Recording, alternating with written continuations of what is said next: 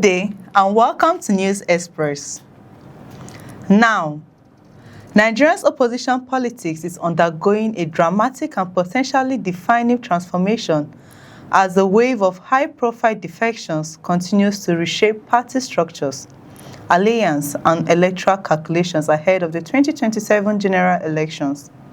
The latest shockwave follows the exit of former presidential candidates Peter Obi and Rabiu Musa Kwakwanso from the African Democratic Congress, a move that has triggered a mass migration of lawmakers and political actors into the rapidly rising Nigerian Democratic Congress, fundamentally altering the balance of power within Nigeria's opposition space. Within just 48 hours of Obi and Kwakwanso's departure, the NDC recorded what is arguably its most significant institutional gain yet, with 17 members of the House of Representatives and one senator defecting into its ranks. This sort follows on earlier high-profile defection by former Bayelsa State Governor Saraki Dixon, who now serves as a central figure within the party's leadership structure. The scale and speed of this movement have sent a clear signal that the NDC is no longer a fringe political platform, but an emerging force capable of attracting both grassroots support and legislative influence.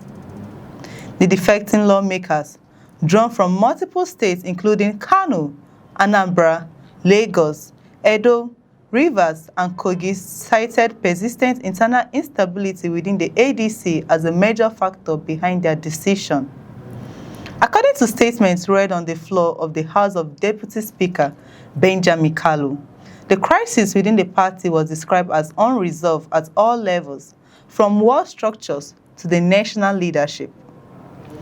This characterization paints a picture of a party struggling to maintain cohesion at a critical moment, with internal disagreements spilling over into public view and weakening its institutional credibility.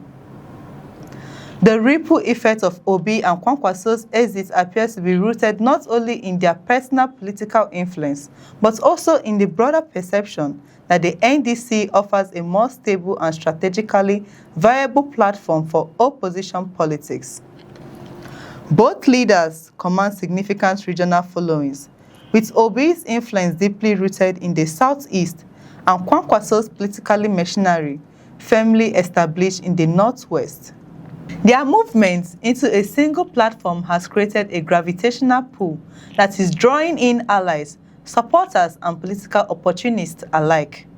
For the ADC, the consequences have been severe and immediate. Only weeks ago, the party held a relatively strong position in the House of Representatives, boasting over 24 members. Today, that number has reportedly dropped to just 6, making a dramatic collapse in legislative presence that could have long-term implications for its political relevance. This decline is compounded by ongoing leadership disputes, strategic disagreements, and unresolved legal battles that have eroded confidence among party members and stakeholders. The crisis within the ADC is not an isolated development, but part of a broader pattern affecting Nigeria's opposition parties. The once dominant PDP has also seen its influence diminishing significantly in recent years, with its representation in the House of Representatives reportedly shrinking from over 100 members at the start of the current National Assembly to just a fraction of that figure today. This trend highlights a systemic challenge within opposition politics where fragmentation and internal conflicts continue to undermine collective strength. Meanwhile, the ruling All Progressive Congress has responded with a mix of confidence and political theater. Senate President Godswill Akpabio openly mocked the ADC during plenary, declaring it effectively dead in light of the ongoing defections. His remarks, delivered with a mix of humor and political messaging, underscored the ruling party's perception that opposition fragmentation works in its favor, reducing the likelihood of a unified challenge in 2027. However, beneath the surface of these public reactions lies a more complex reality. The rapid rise of the NDC suggests that political energy within the opposition is not disappearing, but rather being redistributed into new formations.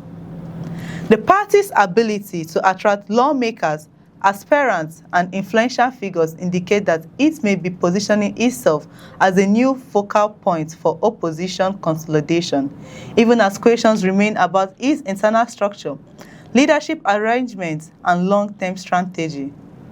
The defections have also extended beyond National Assembly into state-level politics, where aspirants and party officials are increasingly reconsidering their affiliations.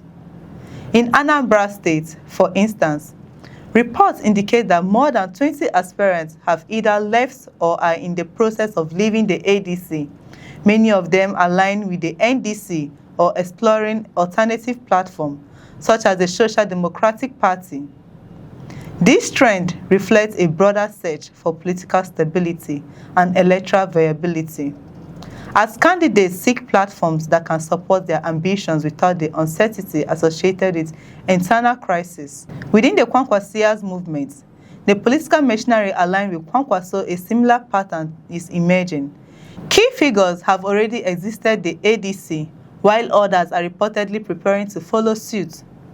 Efforts are also underway to consolidate the NDC structure in strategic states like Kano, where internal disagreements over leadership initially created tension, but have since been addressed through negotiation and stakeholder engagements. The resolution of these disputes is being framed as a sign that the NDC is capable of managing internal challenges more effectively than its rivals. Despite these gains, the NDC leadership has remained conscious in its public messaging, particularly on sensitive issues such as automatic tickets for defecting lawmakers.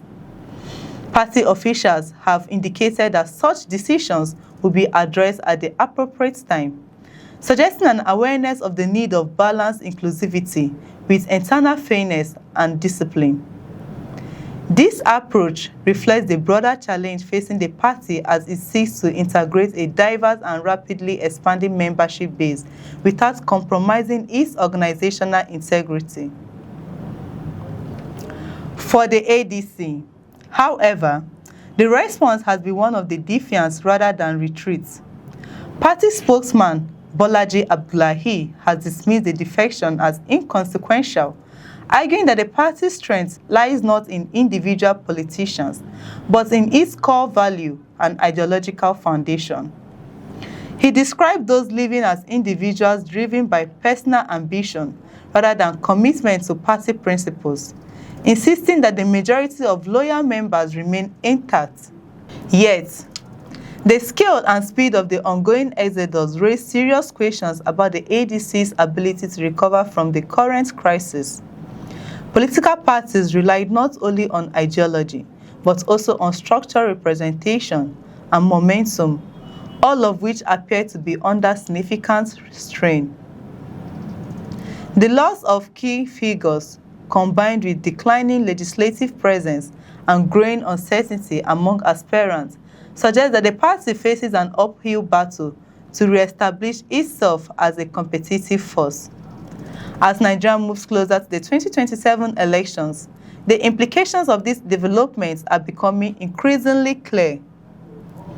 The opposition landscape is no longer defined by a single dominant party, but by a fluid and evolving network of alliances, defections, and strategic repositioning.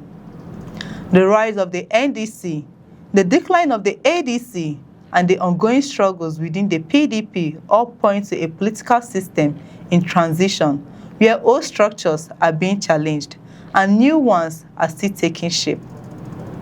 In this environment, the ultimate outcome will depend not just on who attracts the most defectors, but on who can build a stable, credible, and unified platform capable of converting political momentum into electoral success.